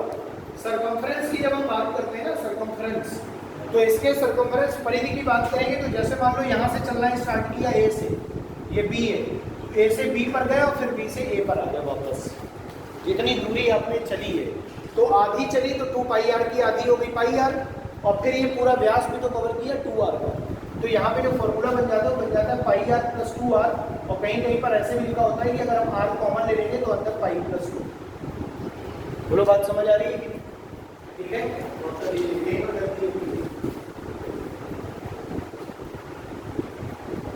ठीक है, जल्दबाजी में 2 पाई आर का आधा हो जाता है, सिर्फ पाई आर, बस ऑप्शन में वो भी आपको मिलेगा, उसका भी आंसर पाई आर वाला, लेकिन आपको जो टिक करना है वो पाई आर प्लस 2 आर वाला करना है, ठीक है। इतनी बातें क्लियर हो गई, इसका परिमाप क्लियर हो गया, इसका भी परिमाप क्लियर हो गया, ये सारी चीजें क्लियर हो गई। अब अगला जो नंबर है वो है sector of circle. Sector of circle, वृत्तखंड जिसे कहते हैं। क्या कहते हैं? वृत्तखंड। वृत्तखंड दो तरीके के होते हैं, एक तो जीवाखंड होता है और एक त्रिज्यखंड, ठीक है। तो देखिए यार, जैसे मान लीजिए ये एक वृत्त है आपका जिसका सेंटर ये O है, ठीक। आप देखो यार, जैसे मान लीजिए मैंने यहां से वृत्तखंड काट लिया, ये वाला वृत्तखंड हमने काटा, ठीक है ना। अब जैसे मुझे इसका क्या निकालना है, एरिया निकालना है मान लो इस वृत्तखंड का। तो देखो ये रेडियस R है, तो ये भी रेडियस क्या होगी, R ही होगी, क्योंकि ये एक ही वृत्त की त्रिज्याएं हैं, तो ये दोनों R हो गई। अब अगर मुझे इसका एरिया निकालना है तो इसको मैं A मान लेता हूँ, इसको मैं B मान लेता हूँ। और चूंकि ये चाप के नाम से जाना जाता है ना, ABC चाप कहते हैं इसको, है ना। तो लिखने का तरीका होता है ACB, ये चाप, ठीक है। तो इस चाप के आधार पे मैंने क्या किया, मैंने कुछ एक पर्टिकुलर एंगल क्या कर दिया, रेडियस को रोटेट करा दिया और वहां पे एक चाप लगा दिया और एक सेक्टर ऑफ सर्किल, एक वृत्तखंड काट लिया। और आपसे पूछा जा रहा है कि इस वृत्तखंड का एरिया बताइए। तो देखो भाई, इस वृत्तखंड का जो एरिया होगा ये तो पूरे का क्या होता है, पाई आर स्क्वायर होता है, पूरे का पाई आर स्क्वायर होता है। और पाई आर स्क्वायर होता है 360 डिग्री, क्योंकि पूरे वृत्त की अगर मैं बात करूँ तो पूरा 360 डिग्री होता है। तो pi R square upon 360 degree. But मैं मान लेता हूँ कि जो मुझे एंगल निकालना है वो केवल और केवल थीटा डिग्री वाला एरिया निकालना है। तो pi R square upon 360 degree into theta कर देंगे बस, ये आपका क्या हो जाएगा, एरिया हो जाएगा। जैसे आपसे कह दिया जाए कि एक वृत्त है जिसकी त्रिज्या 7 सेंटीमीटर, ध्यान से समझिएगा। बोला जा रहा है एक वृत्त है जिसकी त्रिज्या 7 सेंटीमीटर है, उसमें एक वृत्तखंड काटा गया है, त्रिज्या 7 सेंटीमीटर है, उसमें एक वृत्तखंड काटा गया है, वृत्तखंड का क्षेत्रफल बताओ। तो आप क्या कहोगे, आप कहेंगे sir pi R square upon 360 into theta, और थीटा दे दिया गया आपको 60 डिग्री। तो यहाँ थीटा दिया गया 60 से 360 6 बार कट जाएगा। पाई आर स्क्वायर, आर मान लो 7 दिया गया, 7 का स्क्वायर 49/6, पाई का मान 22/7, 49/22/7 पूरे 6। थोड़ी बात समझ आ रही है, सॉल्व कर लेंगे जो आंसर आ जाएगा। तो जब भी आपसे एरिया पूछा जाएगा तो आप फॉर्मूला क्या लगाएंगे, pi R square into theta upon 360। Clear है बात? अच्छा, अगर आपसे इसकी परिधि पूछ ली जाए या आपसे सब परिमाप पूछ लिया जाए, तो देखो परिमाप कैसे निकलेगा समझना। परिमाप पहले तो ये होगा, ये बाउंड्री और फिर ये बाउंड्री है। परिमाप यही तो होता है, जहां से चलना स्टार्ट किया वहीं पर एंड करना है, और जितनी दूरी चली वही परिमाप होगा। तो जैसे मान लो ए से चलना स्टार्ट किया, तो ए से सी गए, सी से बी गए, बी से ओ गए, फिर ओ से कहाँ आ गए, ए पर।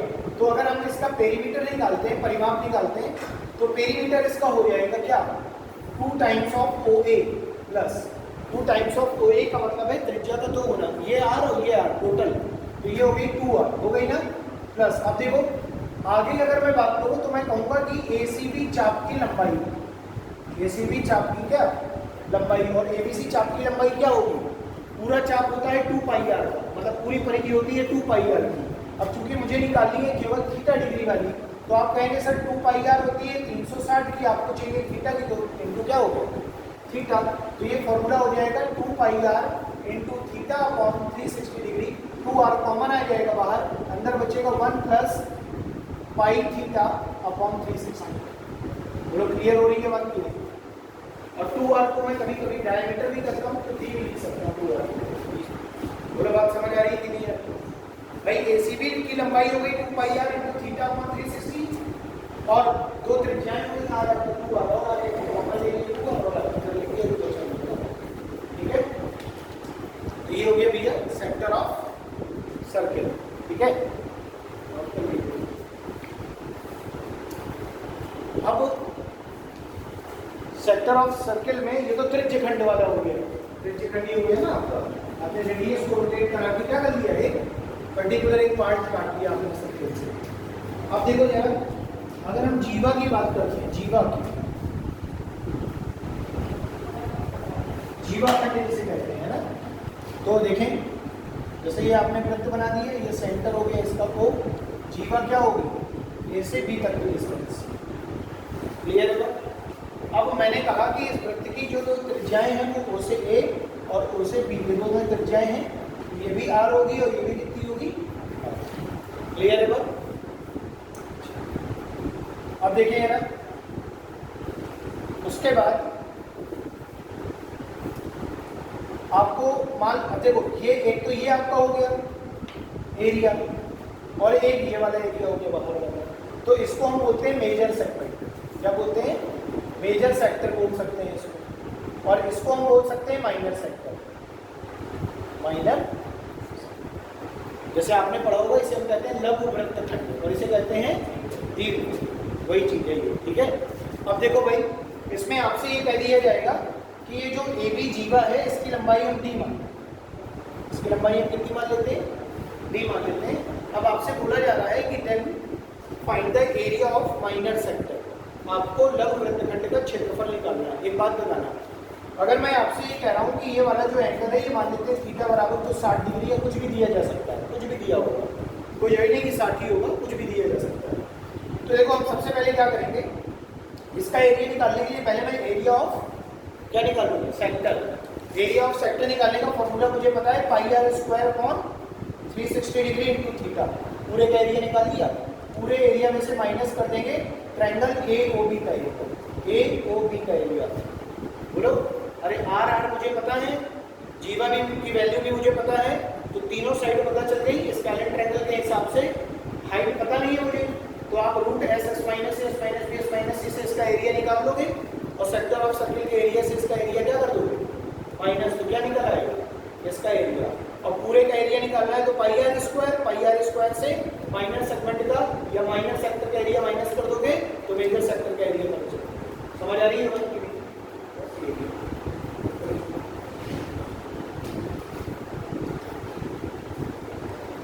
ठीक है, तो ये जो इसके हैं ये इसके कुछ बारीक पॉइंट्स हैं ना जो समझने वाले हैं, अगर आप समझ के करेंगे तो कभी नहीं भूलेंगे, ठीक है।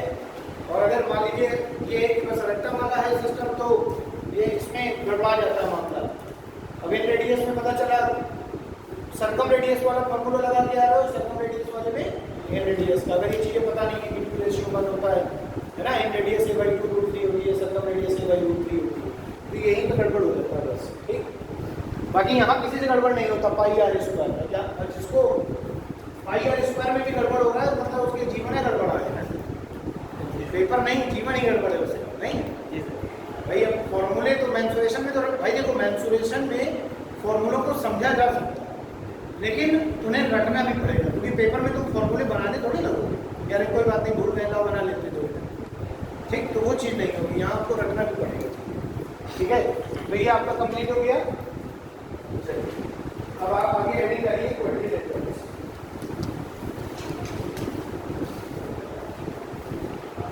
क्वाड्रिलेटरल, क्वाड्रिलेटरल में हेडिंग डालने के बाद क्वाड्रिलेटरल का मतलब होता है चतुर्भुज, ठीक है। अब देखो चतुर्भुज भी कई प्रकार के होते हैं, ठीक है। अब चतुर्भुज में ये तो पता है हमें कि 4 एरिया मतलब 4 साइड्स होंगी, 4 भुजाओं से घिरी आकृति क्या कह रहा है चतुर्भुज, लेकिन उन चारों भुजाओं की अपनी अपनी कुछ प्रॉपर्टीज की वजह से क्वाड्रिलेटरल्स के नाम अलग अलग कर दिए गए हैं। तो पहला नाम लिखिए क्वाड्रिलेटरल्स के नीचे, पहला पॉइंट डाल करके लिखिए रेक्टेंगल, आयत, रेक्टेंगल यानी कि आयत। दूसरा लिखिए स्क्वायर, वर्ग। तीसरा लिखिए पैरेललोग्राम, पैरेललोग्राम, PARALLELOGRAM, पैरेललोग्राम, ठीक है, ठीक है। पैरेललोग्राम समांतर चतुर्भुज, ठीक है। चौथा रोम्बस, RHOMBUS या BAS, ठीक है, रोम्बस, ठीक है। रोम्बस समचतुर्भुज, समचतुर्भुज, ठीक है। पहला रेक्टेंगल हो गया, दूसरा स्क्वायर हो गया, तीसरा पैरेललोग्राम हो गया, चौथा रोम्बस हो गया और पांचवा ट्रेपेजियम, समलंब चतुर्भुज, ट्रेपेजियम, TRAPAZIUM, ट्रेपेजियम, ठीक है। ट्रेपेजियम हो गया समलंब चतुर्भुज, क्लियर है बात? देखो आयत से कुछ मिलता जुलता है समांतर चतुर्भुज, वर्ग से कुछ मिलता जुलता है समचतुर्भुज, और समलंब चतुर्भुज अलग चीज है, जिसकी दो भुजाएं पैरेलल और दो नॉन पैरेलल साइड्स होती है। समलंब चतुर्भुज की दो भुजाएं क्या होती है? समांतर और दो असमांतर। आयत की बात करें उसकी आमने सामने की भुजाएं समांतर और सारे कोण 90 डिग्री। समचतुर्भुज की बात करें जिसकी सभी भुजाएं बराबर लेकिन कोई भी शीर्ष पर बना तो 90 डिग्री नहीं होगा। वर्ग की बात करें सभी भुजाएं बराबर लेकिन सभी शीर्षों पर बनने वाले कोण 90 डिग्री। तो ये बेसिक डिफरेंस है। अब इनकी जो मेन प्रॉपर्टीज है उनमें क्या होता है, देखो जब हम मेन प्रॉपर्टी पढ़ते हैं तो मेन प्रॉपर्टी में इस मतलब गच्चा कहाँ पे खाना होता है एग्जाम में, वो होता है जब हम रेक्टेंगल की प्रॉपर्टीज में उसके क्या पढ़ते हैं, डायगोनल्स पढ़ते हैं। डायगोनल्स कहाँ पर बाइसेक्ट करते हैं, कहाँ पर 90 डिग्री कोण बनाते हैं, कहाँ पर 90 डिग्री कोण नहीं बनाते हैं, कहाँ पर समद्विभाजित नहीं करते हैं, इनकी बहुत सारी प्रॉपर्टीज हैं। तो ये पूरा क्वाड्रिलेटरल्स पढ़ने में और प्रॉपर्टी पढ़ने में आपका जो है पूरा क्वाड्रिलेटरल्स क्लियर होगा प्रॉपर्टीज के साथ, ठीक है। तो आप आगे हेडिंग डाल दीजिए रेक्टेंगल, ठीक है। तो रेक्टेंगल डालने के बाद फिगर बना लीजिए रेक्टेंगल का और फॉर्मूले लिखिए, ठीक है। तो रेक्टेंगल के फॉर्मूले सभी को पता है ना। ये मान लीजिए आपका रेक्टेंगल हो गया, ठीक है ना, जिसमें सभी शीर्ष पर बनने वाले कोण कितने होंगे, 90 डिग्री, ठीक है। तो लिखिए जरा इसमें रेक्टेंगल्स में फॉर्मूले पहले लिखिए एरिया, एरिया, ठीक है। एरिया क्या हो जाएगा, L into D, ठीक है, लंबाई बटे चौड़ाई। एरिया लंबाई बटे चौड़ाई। तो लिखिए पेरीमीटर, परिमाप, पेरीमीटर यानी परिमाप। परिमाप क्या होगा, 2 times of L plus B, 2 गुणे लंबाई, लंबाई धन चौड़ाई, ठीक है। 2 into L प्लस बी, ठीक है, ये लिख सकते हैं या 2L प्लस बी लिख सकते हैं, ठीक है। 2 गुणे लंबाई धन चौड़ाई, क्लियर है। आगे एरिया हो गया आपका, अब क्या हो गया, परिमाप हो गया, ठीक है। उसके बाद डायगोनल लिखिए इसका विकट, विकट। देखो अगर ये L है और ये साइड B है तो ये भी B होगी, ये भी L होगी, क्योंकि आमने सामने वाली भुजाएं बराबर और समांतर होती है। तो डायगोनल आपको पता है कि डायगोनल क्या होता है, root L square plus B square, root L square plus B square, ठीक है ना, क्लियर है बात। अब जरा देखिए इतनी बातें क्लियर हो गई ना। क्या क्या हो गया, एरिया हो गया L इंटू बी, परिमाप हो गया root 2 times of L plus B, उसके बाद आपका डायगोनल हो गया root L square plus B square. अब देखो चाहे आप ये वाला डायगोनल खींच लो और चाहे आप ये वाला डायगोनल खींच लो, दोनों की value root L square plus B square होगी। तो हम ये कह देंगे कि किसी भी आयत के दोनों विकर्ण आपस में क्या होते हैं, एक दूसरे के बराबर होते हैं, आपस में एक दूसरे के क्या होते हैं, बराबर होते हैं। नोट करिए D1 इक्वल्स टू D2, ठीक है। और D1 not perpendicular to D2, ठीक है। D1 जो है वो D2 के परपेंडिकुलर नहीं होगा, यानी लंबवत नहीं होगा, ठीक है। क्लियर हो गया, क्या पता चला, पहला दोनों विकर्ण बराबर होते हैं, दूसरा पॉइंट है दोनों विकर्ण एक दूसरे के लंबवत नहीं होते, 90 डिग्री का कोण नहीं बनाते। अब तीसरा पॉइंट लिखिए कि दोनों विकर्ण एक दूसरे को समद्विभाजित नहीं करते, दोनों विकर्ण एक दूसरे को समद्विभाजित नहीं करते हैं, यानी कि बाइसेक्ट नहीं, ठीक है। और diagonals is not bisect to each other, एक दूसरे को क्या नहीं करेंगे, समद्विभाजित नहीं करेंगे। तो क्लियर है बात, ठीक है। ये तो बात हो गई रेक्टेंगल की, ठीक। अब आगे स्क्वायर डालेंगे, स्क्वायर, स्क्वायर का फिगर देखिए जिसकी चारों भुजाएं आपस में क्या होगी, बराबर हो जाएंगे। इस तरीके से बनाना है आपको स्क्वायर, आप लोग बड़ा बनाइएगा थोड़ा, ठीक है, जिसकी ये सभी भुजाएं आपस में बराबर होंगी, ए ए ए और ए, ठीक है। तो सारे कोण कितने होंगे, 90 डिग्री के, ठीक है। इसमें लिखिएगा पहला पॉइंट, पहले लिखिए एरिया, एरिया वही लंबाई गुणे चौड़ाई से दोनों जो कि साइडें बराबर है, ए स्क्वायर, ठीक है। एरिया ऑफ ट्रायंगल हो गया भुजा स्क्वायर, ए स्क्वायर। आगे लिखिए पेरीमीटर, परिमाप, 4a, 4 बार a जोड़ेंगे तो 4a बन जाएगा। डायगोनल लिखिए a√2, विकर्ण लिखिए a√2 d बराबर, ठीक है। विकर्ण a√2 हो गया और दोनों विकर्ण a√2 ही होंगे, तो d1 इक्वल्स टू d2, दोनों विकर्ण आपस में क्या हो गए, बराबर हो गए। तो लिखिए d1 इक्वल्स टू d2, दोनों विकर्ण आपस में क्या है, बराबर है। और आगे देखिए दोनों विकर्ण एक दूसरे को 90 डिग्री पर काटते हैं, यानी कि d1 परपेंडिकुलर टू d2, ऐसे लिखना है perpendicular, d1 perpendicular to d2, इसका मतलब है कि 90 डिग्री होता है, ये मतलब है d1 जो है d2 पर क्या होता है, 90 डिग्री का कोण बनाता है, तो परपेंडिकुलर होगा दोनों एक दूसरे को। और अगर ये परपेंडिकुलर होगा तो ये बाइसेक्टर भी होगा, ठीक है ना।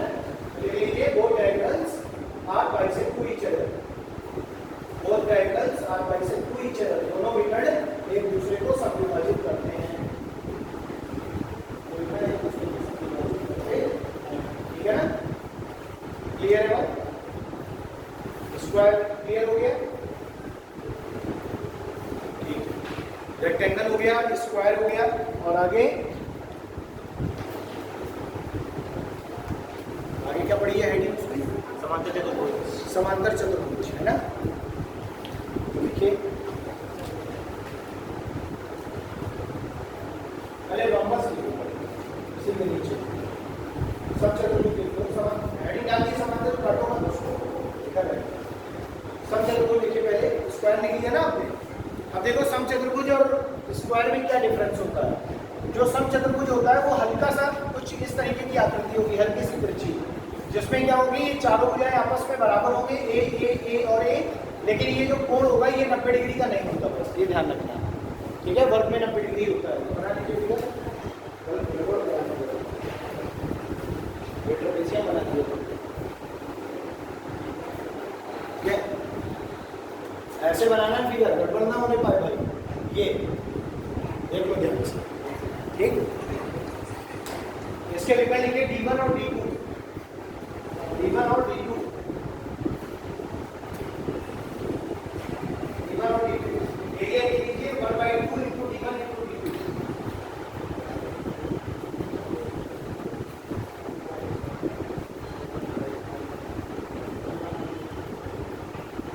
d1 और d2 विकर्ण हो गए, तो इसका एरिया क्या हो जाएगा, 1/2 इंटू d1 इंटू d2, दोनों विकर्णों का गुणनफल बटे 2। और लिखिए परिमाप 4a, परिमाप 4a, ठीक है।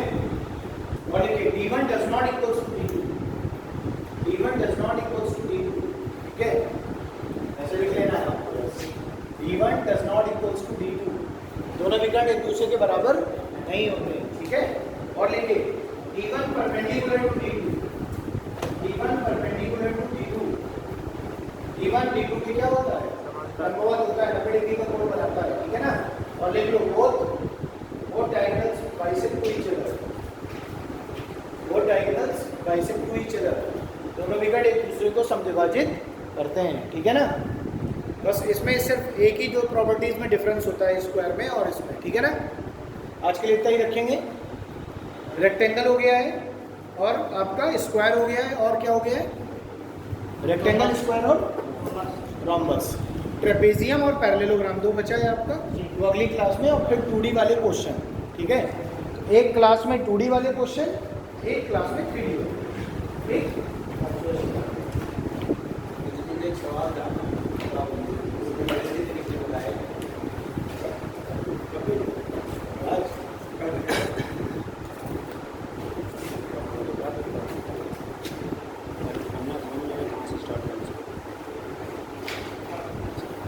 7 व्यक्ति PQRSTUV तैरने की सभी प्रतियोगियों में भाग लिया, उन्हें पूरा करते किसी प्रतियोगी की समाप्ति बराबरी पर नहीं होती है। V सदैव कहीं पर P से आगे और P कहीं पर Q से आगे रहता है, या तो R सदैव प्रथम है और T अंत में रहता है, या S प्रथम है और U अथवा Q अंत में रहता है। क्या दिक्कत है, बनाओ उसको। 2 फिगर बना के चलो एक साथ। एक बार बोला जा रहा है बोला जा रहा है प्रतियोगिता की समाप्ति V सदैव कहीं पर P से आगे है और P कहीं पर Q से आगे है, तथा R सदैव प्रथम और T अंत में रहता है। तो 2 कंडीशन बनाओ। जितने लोग हैं, कितने लोग हैं, 7 लोग हैं, 7 सीटें बनाओ, 1 2 3 4 5 6 7 पहले और नीचे। एक बार क्या करो, आर पी बोला जा रहा है टी अंत में रहता है और आर सदैव प्रथम रहता है, ठीक है। तो अगर आर स्टार्टिंग में रहेगा तो टी लास्ट में रहेगा, ठीक है। पहली कंडीशन ये हो गई। और अगली कंडीशन में बोला जा रहा है यदि या तो एस प्रथम में रहता है और क्यू अथवा यू अंत में रहते हैं, दूसरी वाली कंडीशन में क्या होगा, पहले एस हो जाएगा और लास्ट वाली कंडीशन में या तो क्या हो जाएगा, यू हो जाएगा या तो क्यू हो जाएगा। तो यू और क्यू में ऑब्लिक लगा दो, ठीक है। और एक चीज़ और बोली जा रही है कि प्रतियोगिता की समाप्ति पर वी सदैव कहीं पर पी से आगे रहता है और पी कहीं पर क्यू से आगे रहता है। तो इसका मतलब है पी आगे हो गया, पी बीच में हो गया और उसके बाद कौन हो गया, क्यू हो गया। बना के देखो, बन जाएगा। 1 2 9, ठीक है। थोड़ा अपना दिमाग लगाएंगे।